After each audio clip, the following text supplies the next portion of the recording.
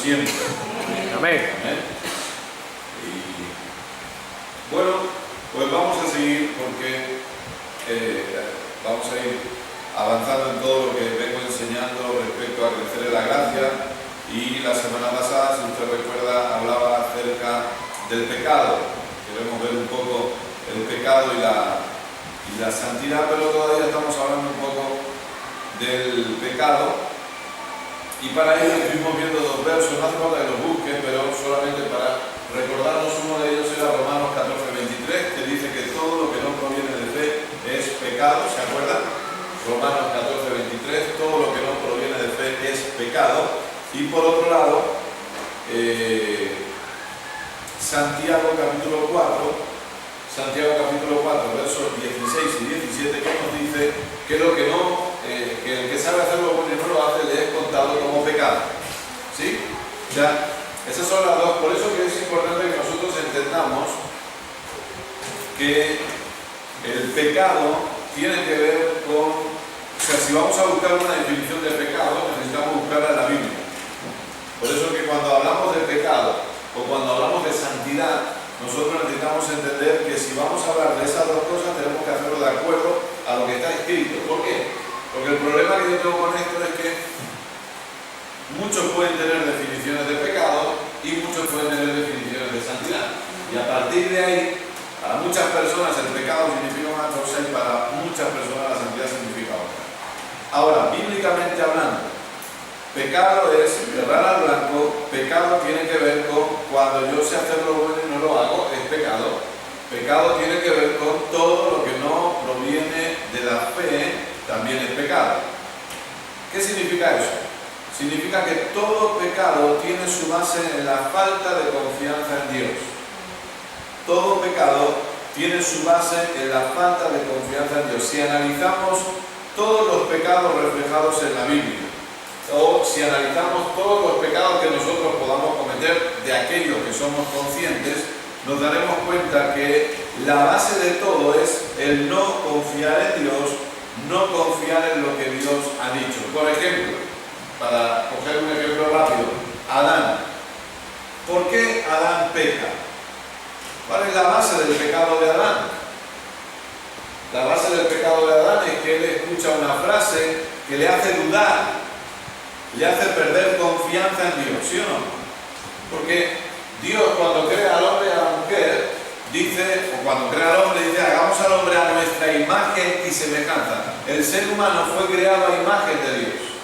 El ser humano no tenía que pretender ser como Dios, el ser humano ya era como Dios, porque había sido formado, había sido creado a la imagen de Dios.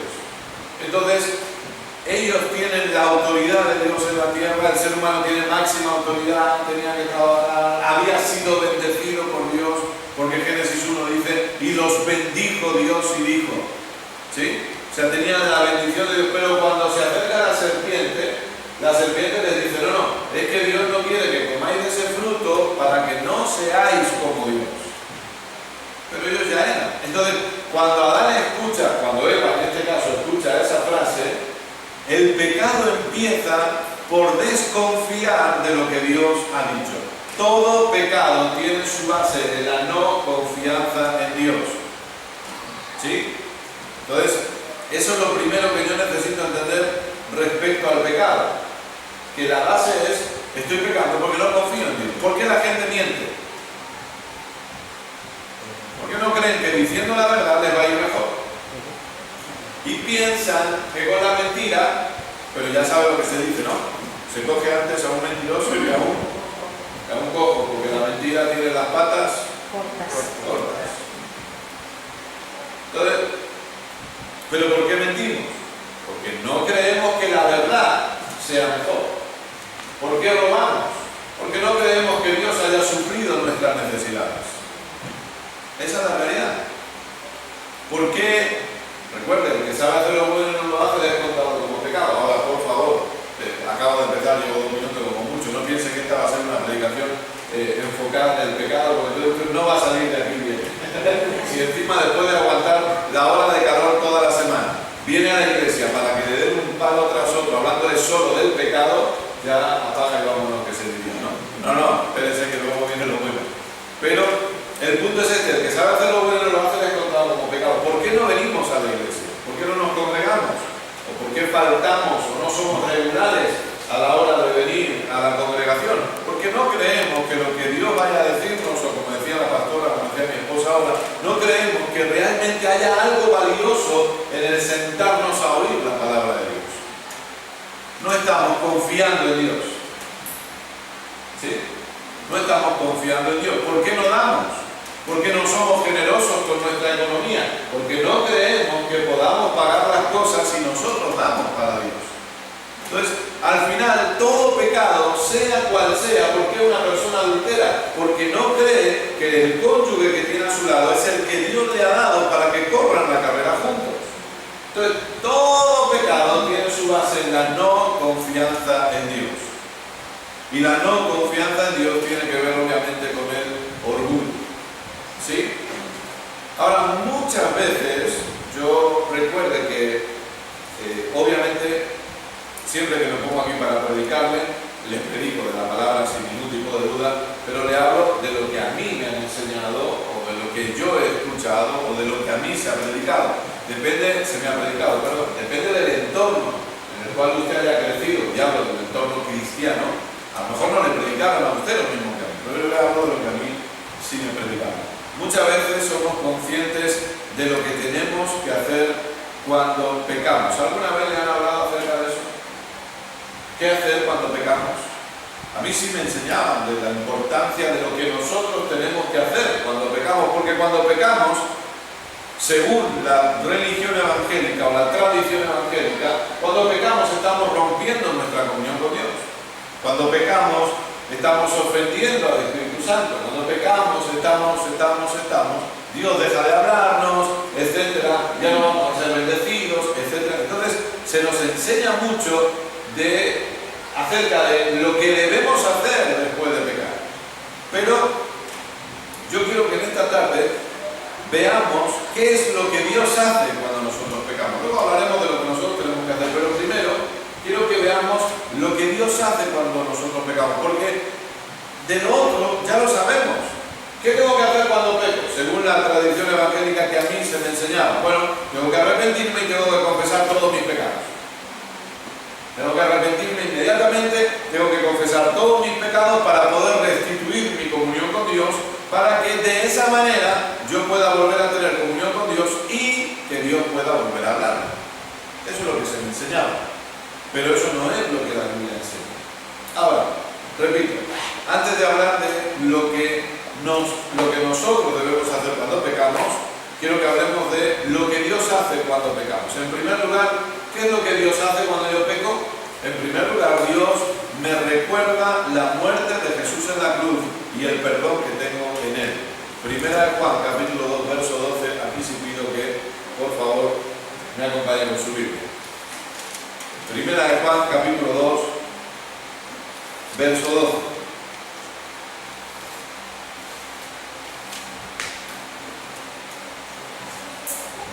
¿Qué es lo que Dios hace cuando yo peco? En primer lugar, Dios me recuerda la muerte de Jesús en la cruz y el perdón que tengo en Él.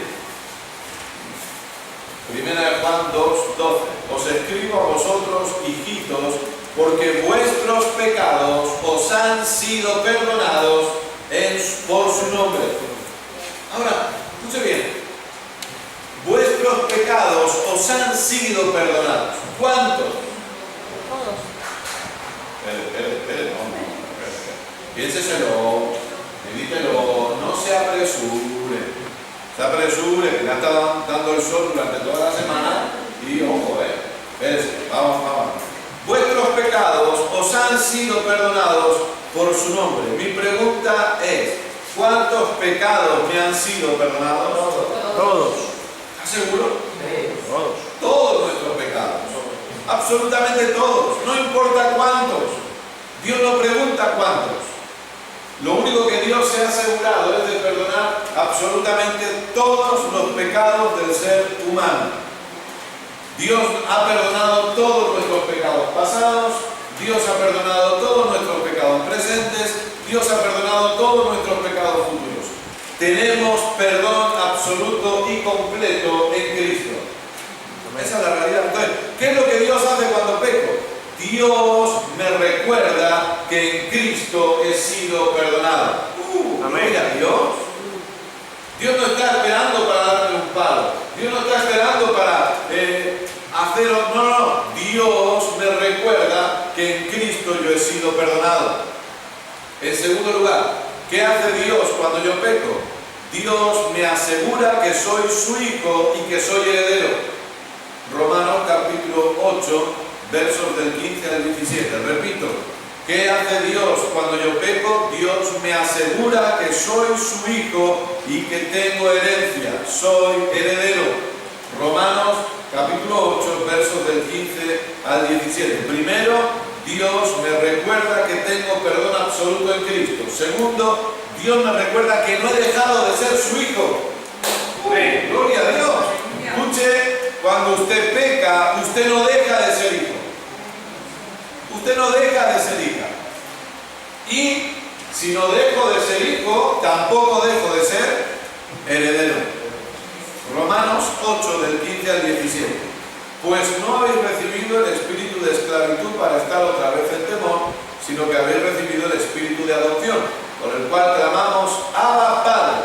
El Espíritu mismo da testimonio a nuestro espíritu de que somos hijos de Dios. Es decir, el Espíritu Santo da testimonio a nuestro espíritu que somos hijos de Dios. Y si hijos, también herederos. Herederos de Dios y coherederos con Cristo, si es que padecemos juntamente con Él, para que juntamente con Él seamos glorificados. Ahora, ¿es importante esto? Sí. Escuche, cuando usted peca, usted no deja de ser hijo. Y repito, si no dejo de ser hijo, no dejo de ser heredero. Por lo tanto, nunca Dios va a retener absolutamente nada de lo que me pertenece por causa que yo haya pecado. Oiga, esto golpea la religión de una forma durísima. ¿Me está escuchando? La sanidad, Dios no la retiene porque usted peque. La prosperidad, Dios no la está reteniendo porque yo peque.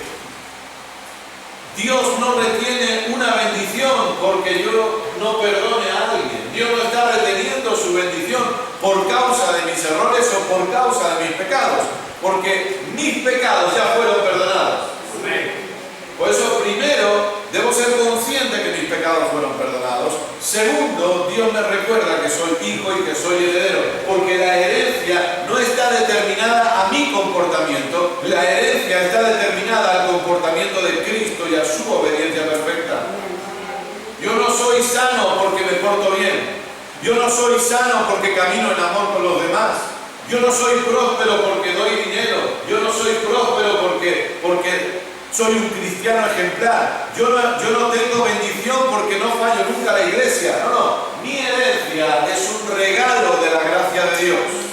Amén. No depende de mi comportamiento, depende de lo que Dios hizo por mí. Entonces, cuando yo peco, ahora, yo quiero que entienda, y luego lo hablaremos, ¿no? Pero no estoy diciendo que el pecado es bueno. El pecado no es bueno. Sería estúpido que yo dijera que el pecado es bueno.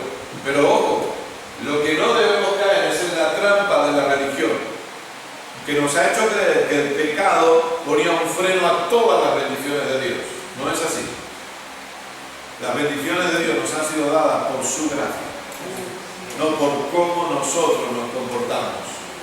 Entonces, el Espíritu Santo, que esto lo hemos estado enseñando en la serie que ya finalizó el jueves pasado, del Espíritu Santo y el Nuevo Pacto, yo enseñé que el Espíritu Santo nos recuerda continuamente que somos hijos.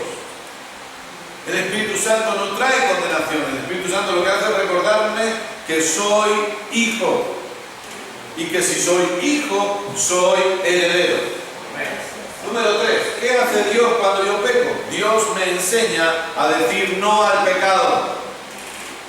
Dios me enseña a decir no al pecado. Tito capítulo 2, versos 11 y 12. Tito capítulo 2, versos 11 y 12.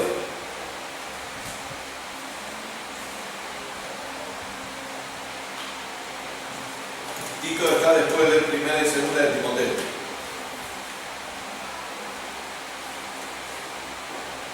Tito capítulo 2, versos 11 y 12. Repito, Dios me enseña a decir no al pecado. Porque el pecado no es bueno. Pero ¿por qué no es bueno el pecado? El pecado no es bueno porque cada vez que yo voy cometiendo pecados, si yo no permito, como vamos a ver ahora, si yo no permito que la gracia me enseñe a decir no al pecado, mi corazón se va endureciendo a las cosas de Dios. Pero no quiere decir que Dios no me ha dado cosas, Dios me ha dado todo, pero mi corazón se va endureciendo a las cosas de Dios. Si yo no sé decirle no al pecado, si yo no me atrevo, yo decido no decirle no al pecado, mi corazón se va endureciendo. Por eso no es bueno, no por otra cosa. No porque el pecado frena mi bendición. El pecado no puede frenar mi bendición cuando el pecado ya ha sido perdonado por Cristo en la cruz del Calvario. Ahora, ¿qué hace Dios cuando yo peco? Me enseña a decirle no al pecado. Tito capítulo 2, ¿lo tiene? Fíjese bien, porque algunos piensan o algunos hablan y dicen respecto a aquellos que predicamos la gracia de Dios que estamos dando licencia para pecar. Y mire lo que dice estos versículos. Dice, porque la gracia de Dios se ha manifestado para salvación a todos los hombres, enseñándonos. Ahora, escuche, ¿qué es lo que nos enseña? ¿Quién nos enseña? La gracia, dice aquí. ¿Está leyendo conmigo? Dice, la gracia de Dios se ha manifestado para salvación a todos los hombres, enseñándonos. O sea, la gracia me enseña que cuando renuncio, me enseña a renunciar a la impiedad y a los deseos mundanos, y me enseña a vivir en este siglo sobria, justa y piadosamente. Esta semana escuchaba al pastor Quiles Rodola y él decía, el objetivo de la gracia es la santidad. Escuche, la gracia nos enseña a decirle no al pecado. ¿Por qué? Porque según Romanos capítulo 6, verso 14, ya no, el pecado no se enseñorea de nosotros porque no estamos bajo la ley, sino que estamos bajo la gracia. Entonces, el pecado ya no tiene dominio sobre nosotros. Y el mismo capítulo 6 de Romanos nos dice que usted y yo hemos muerto al pecado. Y Pablo nos enseña y nos dice, escuchad bien, vosotros habéis muerto al pecado, pero ahora necesitáis consideraros muertos al pecado. Porque una cosa es que en Cristo yo he muerto al pecado y otra cosa es que yo sea consciente que en Cristo ya he muerto al pecado. Por eso Pablo en Romanos 6 dice, vosotros por causa de estar en Cristo estáis muertos al pecado, pero consideraos muertos al pecado. Escuche, la gracia es la que me habilita. La gracia es la que me da la capacidad. La gracia es la que me enseña para que yo pueda decirle no al pecado. Todo cristiano puede decirle no al pecado. Amén.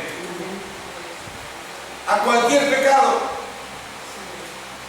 Todo cristiano puede decirle no a cualquier vicio. Amén. Porque la gracia es la que nos capacita. Yo a veces cuando veo que la gente defiende la ley y defiende el viejo pacto de la ley mosaica, yo digo, pero no se dan cuenta que bajo la ley nadie podía decirle que no al pecado. No tenían esa habilidad, no tenían esa fuerza, no tenían ese poder. Pero bajo la gracia yo puedo decirle no al pecado porque he muerto al pecado. Yo estoy muerto al pecado porque estoy vivo para Cristo. Amén. Aleluya. ¿Y qué hacen los muertos?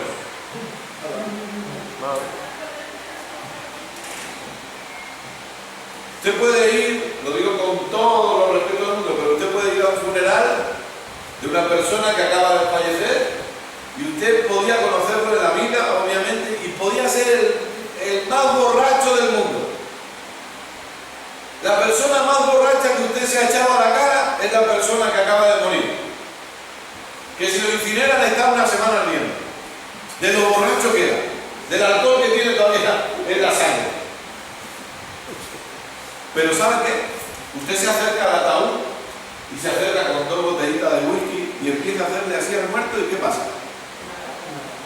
¿Por qué? Si está muerto, está muerto. Todo cristiano ha muerto al pecado. El pecado no nos atrae porque Cristo nos satisface. Amén. Esa es la realidad. El problema de ser atraídos por el pecado cuando somos cristianos es porque no hemos entendido que Cristo satisface y completa todas nuestras necesidades. Amén. Ese es el punto. Yo necesito confesar cada día: en Cristo estoy satisfecho. Amén. En Cristo estoy satisfecho.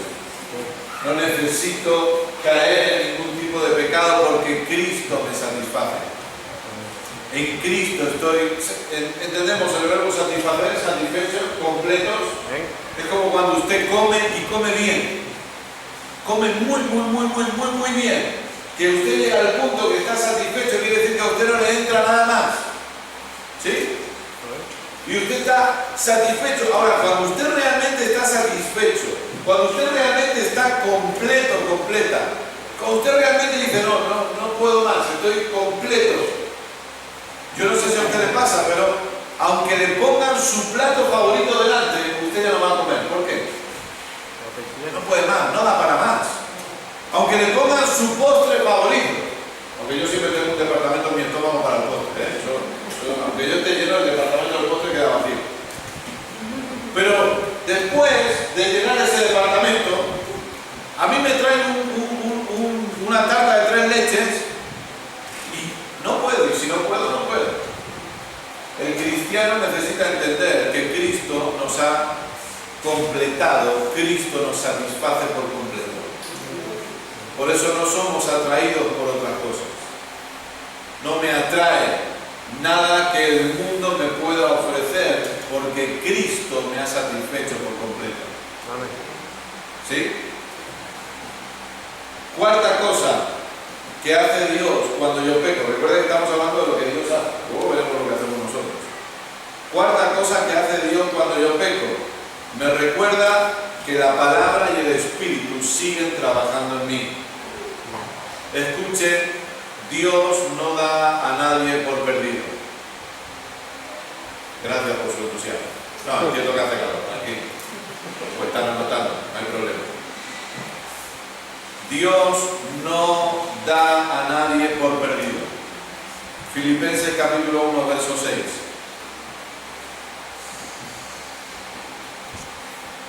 Dios me recuerda que la palabra y el Espíritu siguen trabajando en mí.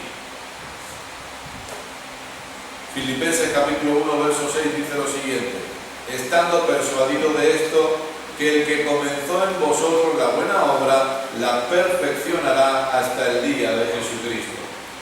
Todos tenemos que seguir renovando nuestras mentes con la palabra de Cristo. Todos tenemos que permitir que la palabra y el Espíritu de Dios sigan trabajando en nosotros. Y no quiero repetirme, pero es lo que hemos tocado, es lo que he estado tocando la serie de los jueves. Recuerde que la palabra y el Espíritu trabajan juntos. ¿Sí?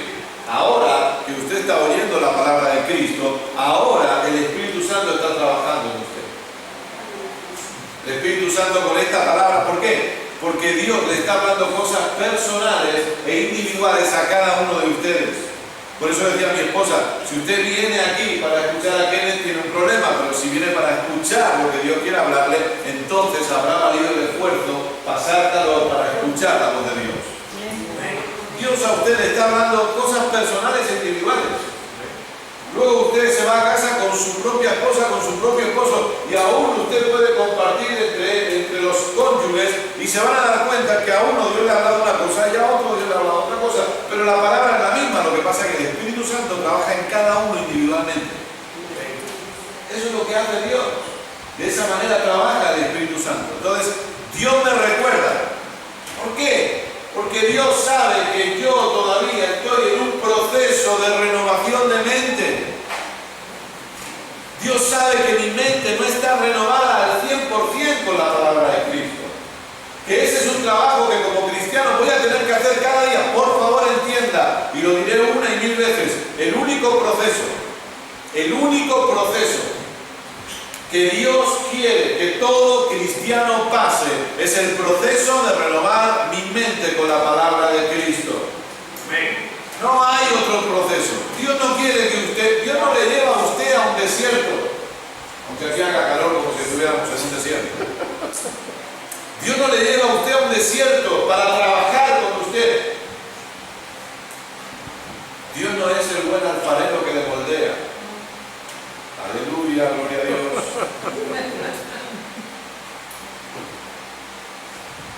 Al taller del maestro vengo a martillazo me arregla Dios. El alfarero está en el antiguo pacto, no en el nuevo. El alfarero está bajo la ley. En el nuevo pacto Dios es mi Padre bueno, que me corrige con su palabra y me enseña y me cambia a través de ella. Amén. No a base de golpes.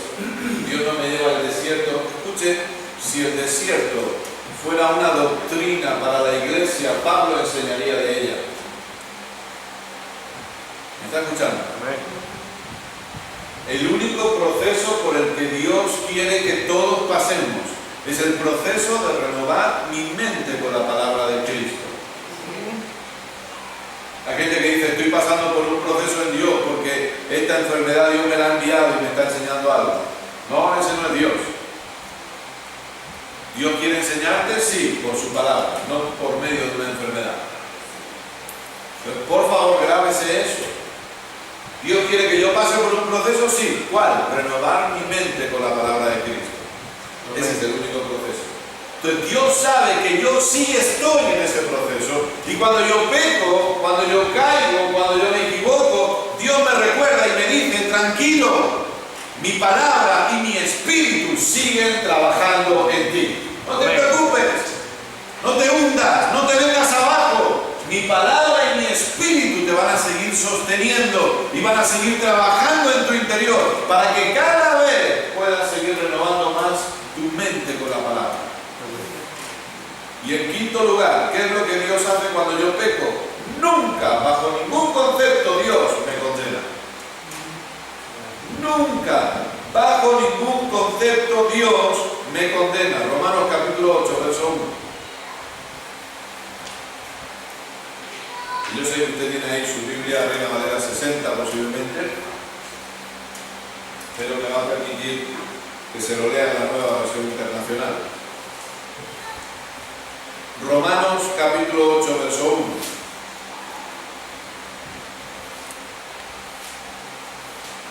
1. Nunca Dios, bajo ningún concepto, me condena por haber pecado. Romanos 8.1 dice así, yo se lo leo en la nueva versión internacional y la mayoría de ustedes ya saben por qué. Por lo tanto, ya no hay ninguna condenación para los que están unidos a Cristo Jesús. Amén. Y se acaba el versículo. Porque usted tiene la Reina Valera 60. Y en la Reina Valera 60 dice, ahora pues, ninguna condenación hay para los que están en Cristo Jesús, pero no se acaba el versículo, sigue. Y dice, los que no andan conforme al Espíritu, a la carne, perdón, sino conforme al Espíritu. Pero en el original griego, esa parte no sale. Se la inventaron los traductores esto, que les pareció demasiado bueno y dijeron, no, esto no puede ser tan bueno, vamos a añadirle algo. Y sacan una parte, una frase del versículo 4, usted lo tiene ahí en su Biblia, el versículo 4, y cogen una frase del versículo 4 y se la añaden al versículo 1. Pero escúchame bien, no hay ninguna otra traducción en castellano que diga lo que dice la Reina Valera 60. Todas las demás versiones, Dios habla hoy, traducción lenguaje actual, nueva traducción viviente, nueva versión internacional, incluso si usted busca un interlineal griego-español, usted verá que en el griego el versículo de Romanos 8.1 dice, ahora pues ninguna condenación hay para los que están en Cristo Jesús, y automáticamente salta el 2. ¿Por qué? Porque lo que dice el original es eso. Dios nunca trae condenación sobre aquellos que pecan, porque la condenación no forma parte de la naturaleza de Dios. Recuerde las palabras de Jesús, ni yo te condeno. ¿A quién le dijo eso? Una mujer que acababa de ser sorprendida en adulterio, que según la ley tenía que morir en ese momento. Y Jesús le dice, ni yo te condeno. Vete y no peques más. ¿Se da cuenta? La no condenación es la habilidad para dejar de pecar. Nunca la condenación nos llevó a no pecar. La condenación nos hace pecar más. La no condenación es la habilidad para no pecar. Por eso, como le decía esta semana que escuchaba al pastor Pérez Rodola, le he enseñado un mensaje titulado de la condenación a la gracia. De la condenación a la gracia. ¿Cuál es el ministerio de condenación? La ley, dice la Biblia. El nuevo pacto es el ministerio de la gracia. Ahora, es importantísimo que nosotros tengamos claro estas cosas que Dios hace cuando nosotros pecamos. Estas 5 cosas que yo le he nombrado, que si usted ha podido anotarlas y si no las podrá volver a escuchar, es importante que usted lo tenga claro cada vez que pecamos, que lamentablemente todos pecamos. ¿Me está escuchando? Todos pecamos. Todos pecamos. A veces la gente dice, no podemos permitir el pecado de la iglesia. Escuche, si hay gente, hay pecado porque todos pecamos. Cuando hay pastores que dicen, en esta iglesia no vamos a permitir el pecado, lo que están diciendo es que no van a permitir que venga nadie. Ni ellos mismos. ¿Por qué? Porque donde hay gente, hay pecado. Porque el que sabe hacer lo bueno y no lo hace, es contado como pecado. Porque todo lo que no proviene de fe es pecado. Donde hay gente en pecado, querido. Esa es la realidad. Ahora, hemos visto qué es lo que Dios hace cuando nosotros pecamos. Pero, ¿qué debemos hacer nosotros cuando pecamos? ¿Cuál es nuestra parte? ¿Qué debemos hacer? Debemos arrepentirnos. ¡Arrepiéntanse! ¡Cristo viene!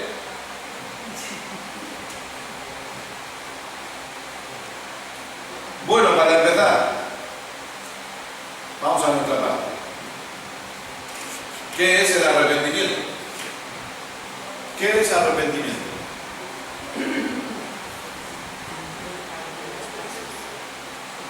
Cambiar de dirección. Muchos de ustedes ya están bien enseñados. Varios de ustedes me han dicho cambio de dirección. ¿Estamos de acuerdo?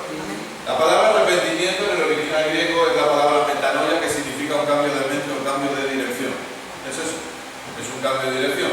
¿Qué es arrepentirse? Por ejemplo, a mí a veces me ha pasado que yo salgo de mi casa y el portal de mi casa no da a la carretera, el portal de mi casa da a la parte de atrás, entonces yo puedo salir por aquí o puedo salir por aquí. Depende de donde haya aparcado el coche, yo salgo por un lado o por el otro para que el camino sea más corto. Entonces, si el coche lo tengo cerca de aquí, me voy por aquí. ¿Qué es lo que a veces me ha pasado? Que de repente yo me he ido para aquí, para este lado, para mi derecha, por ejemplo, para no salirme de la cámara, me he ido para mi derecha y me he acordado que el coche estaba para el otro lado, entonces he dado media vuelta. ¿Sabe lo que es eso?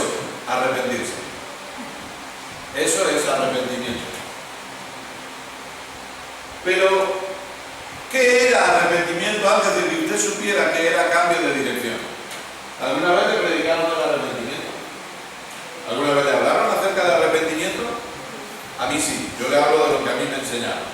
¿Sabe lo que era arrepentimiento? Era venir al altar, llorar, pedir perdón, confesarse, llama a un cura, pero sí al altar.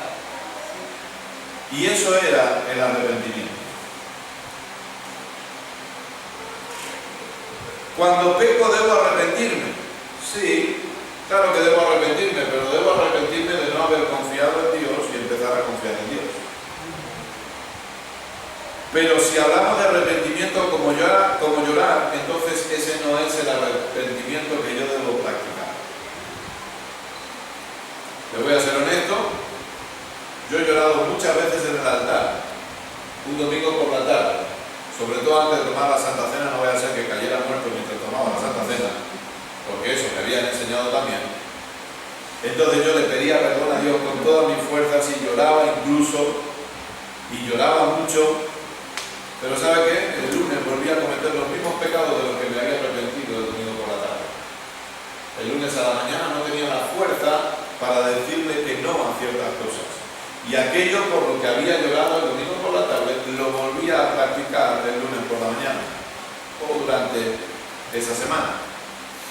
Por lo tanto, ¿qué debo hacer yo cuando peco? ¿Debo arrepentirme? Si entiendo arrepentimiento de la forma correcta, sí. Debo arrepentirme en el sentido de reconocer que he pecado porque no estaba confiando en Dios. Y quiero decidir confiar en Dios, porque es lo que más me conviene también. Vivir mi vida confiando en Dios.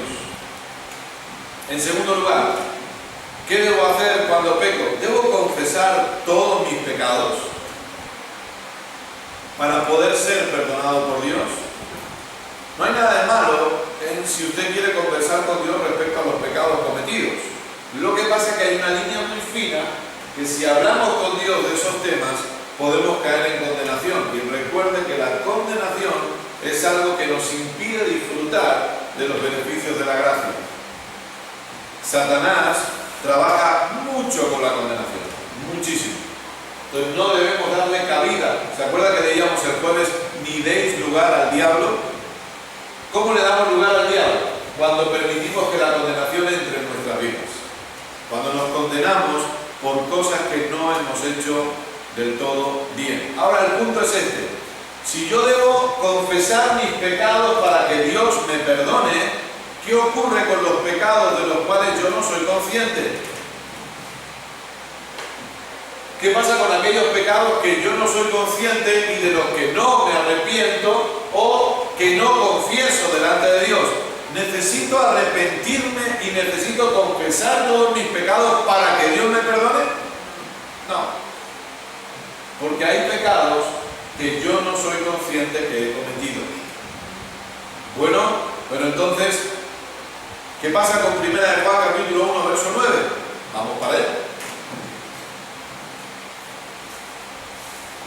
Pero no vamos a leer solo el 9, vamos a leer el 8 y el 10 también.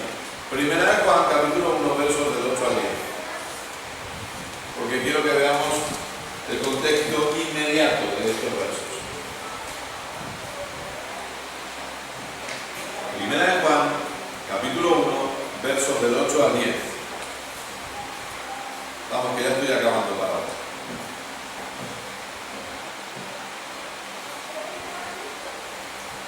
¿Están todos todavía?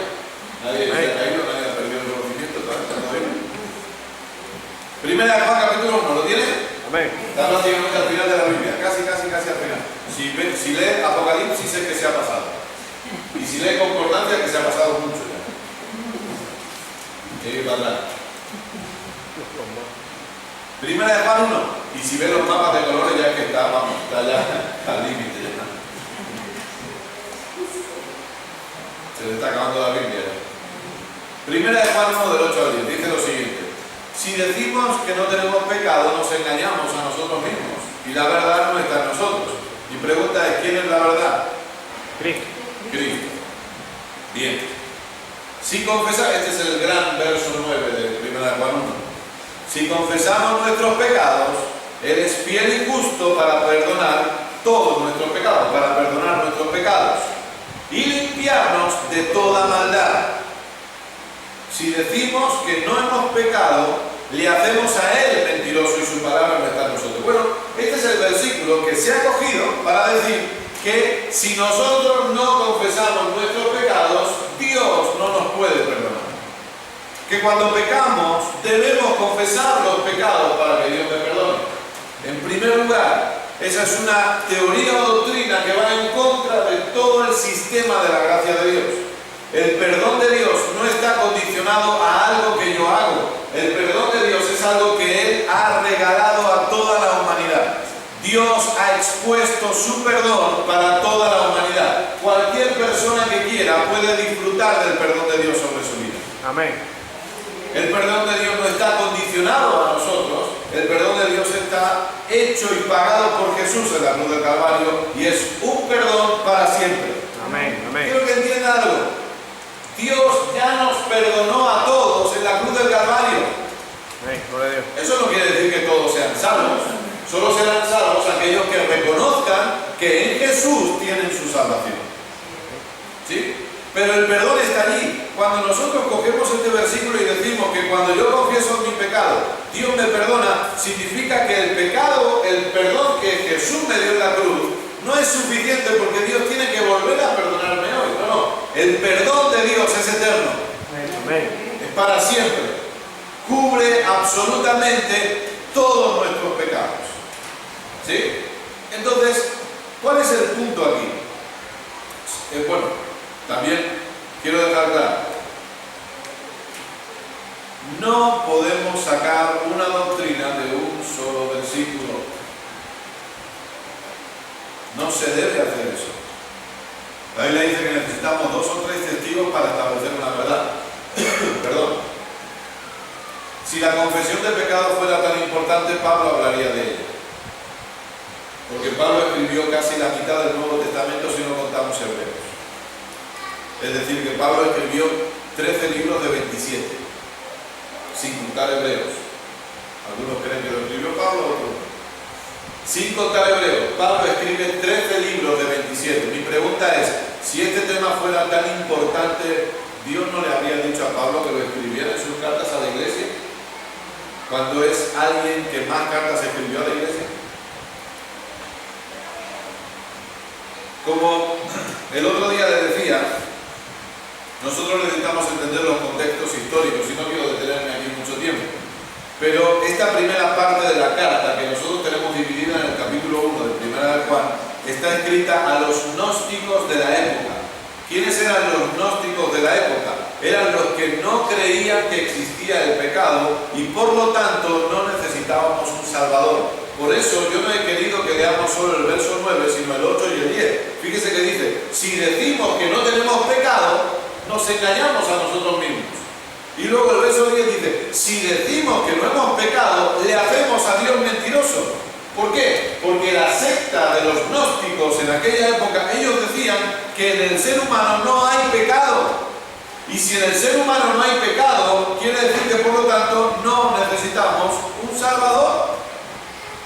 Entonces, en 1 Juan capítulo 1, Juan le habla a los gnósticos de la época y les dice, escuchen, si ustedes dicen que no hay pecado, ustedes no tienen la verdad. La verdad no puede habitar en ustedes. Pero la realidad es esta.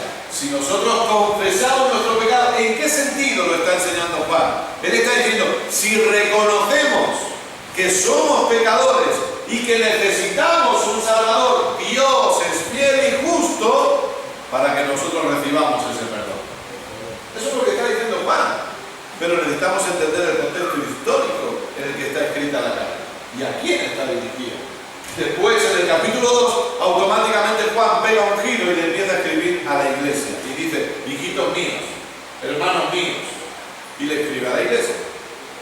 Entonces, ¿qué es lo que yo debo hacer cuando nosotros pecamos? Bueno, lo que yo debo hacer es creer que todos mis pecados ya fueron perdonados y caminar en ese perdón eterno. Yo necesito creer que la sangre de Cristo me ha limpiado y me mantiene totalmente limpio para siempre. Amén. Eso es lo que yo debo hacer. Yo no debo condenarme cuando peco. Yo no debo arrepentirme en el sentido de llorar y arrepentirme en ceniza y en cilicio. No. Yo debo creer que la sangre me mantiene limpio. Debo reconocer, si soy consciente de ello, debo reconocer que he pecado. Sí, Padre, he pecado. Soy consciente de ello. Pero te doy gracias porque sé que mis pecados ya fueron perdonados. Y te doy gracias porque la sangre preciosa de Jesús, que habla mejor que la sangre de Abel, me limpia y me mantiene limpio para siempre. ¡Gloria a Dios! Claro que yo creo que Jesús viene a buscar una iglesia sin mancha y sin arruga. ¿Por qué? Porque es su sangre la que me mantiene limpio a mí.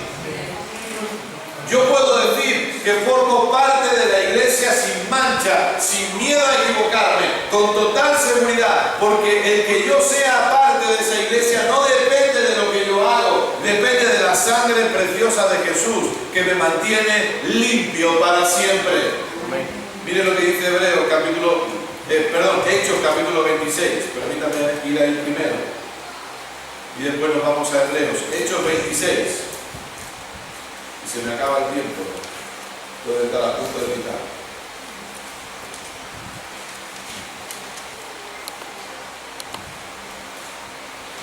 Hechos 26 del 16 al 18, ¿lo tienen? Lo leo rápido para aprovechar el tiempo.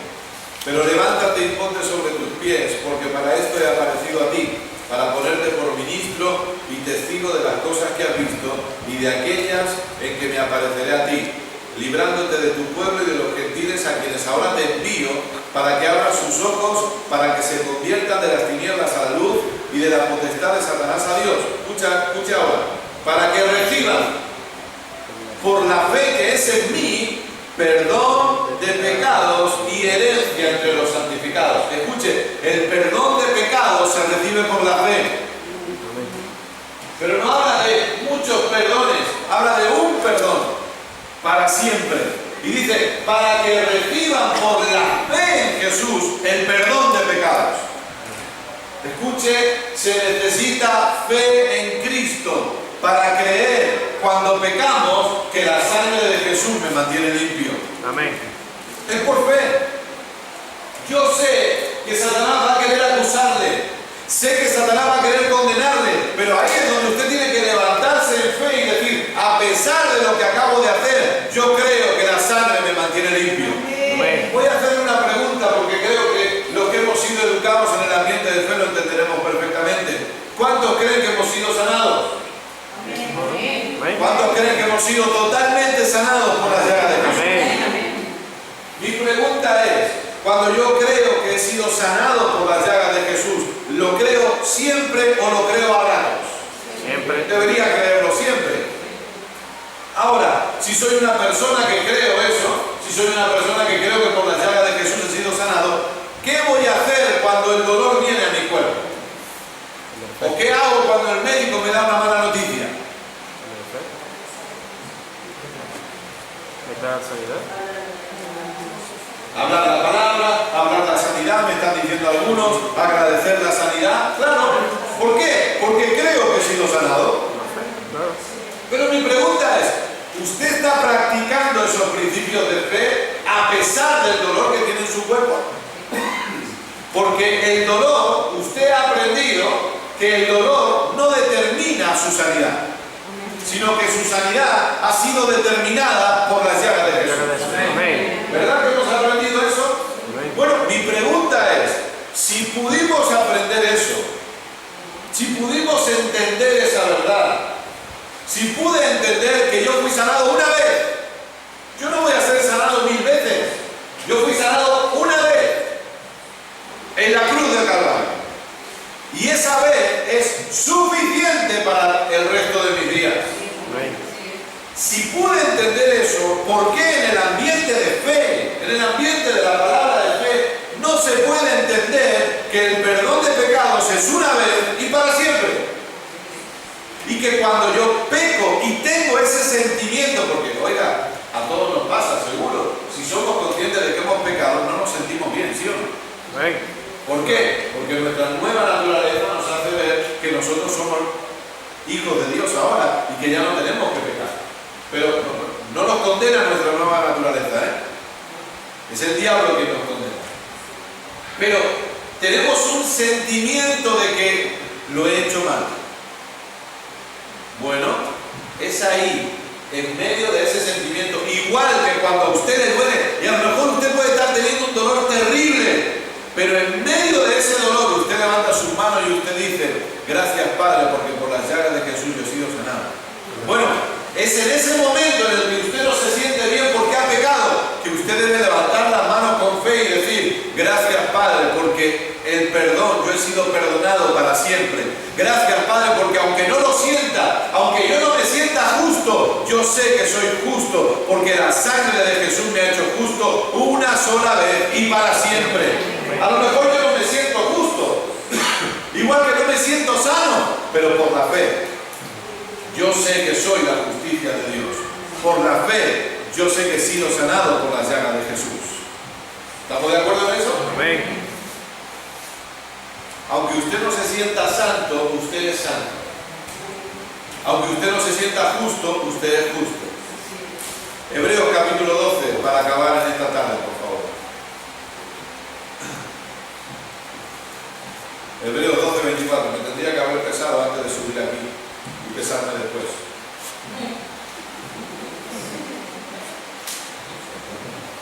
Como los pilotos de Fórmula 1. Hebreos 12, 24. A Jesús, el mediador del nuevo pacto, y a la sangre rociada que habla mejor que la de Abel. ¿Sabe lo que está hablando la sangre de Jesús? ¿Sabe lo que está gritando la sangre de Jesús delante del Padre? Porque recuerde que Jesús tuvo que presentar su sangre como ofrenda para que Dios pudiera aceptar esa ofrenda hecha por nosotros. ¿Y sabe lo que está gritando la sangre? Perdón eterno. Han sido perdonados. Han sido justificados, han sido santificados. La sangre de Jesús está gritando, perdón eterno. Mire el capítulo 10, versos del 11 al 19, y con esto sí acá. Hebreos 10, del 11 al 19. Y ciertamente, todo sacerdote está día tras día ministrando y ofreciendo muchas veces los mismos sacrificios, que nunca pueden quitar los pecados. Pero Cristo, habiendo ofrecido una vez para siempre un solo sacrificio por los pecados, se ha sentado a la diestra de Dios de ahí en adelante, esperando hasta que sus enemigos sean puestos por estrado de sus pies. Porque con una sola ofrenda hizo perfectos para siempre a los santificados. Y nos atestigua lo mismo el Espíritu Santo, porque después de haber dicho, este es el pacto que haré con ellos. Después de aquellos días, dice el Señor, pondré mis leyes en sus corazones y en sus mentes las escribiré. Añade, y nunca más me acordaré de sus pecados y transgresiones, pues donde no hay remisión de estos, no hay más ofrenda por el pecado. Así que, hermanos, teniendo libertad para entrar en el lugar santísimo por la sangre de Jesucristo. Escuche, una sola vez, una sola ofrenda, un solo sacrificio nos ha hecho perfectos para siempre. ¿Qué debo hacer cuando yo peco? Debo recordar que la sangre de Cristo me mantiene limpio. Dios no me condena. Debo levantarme en fe y debo dar gracias a Dios por el tremendo sacrificio de Jesús. Por favor, no le quitemos valor al sacrificio de Jesús. No le quitemos valor a la sangre preciosa de Jesús. Cuando yo peco, no hay pecado que la sangre no haya limpiado. No hay pecado que la sangre no haya perdonado. Por eso yo me levanto en fe y digo, gracias Padre, porque la sangre de Jesús me mantiene limpio para siempre. Póngase en pie. Amén. Aleluya. Gloria a Dios. Qué bueno que usted pueda recordar estas cosas, por favor.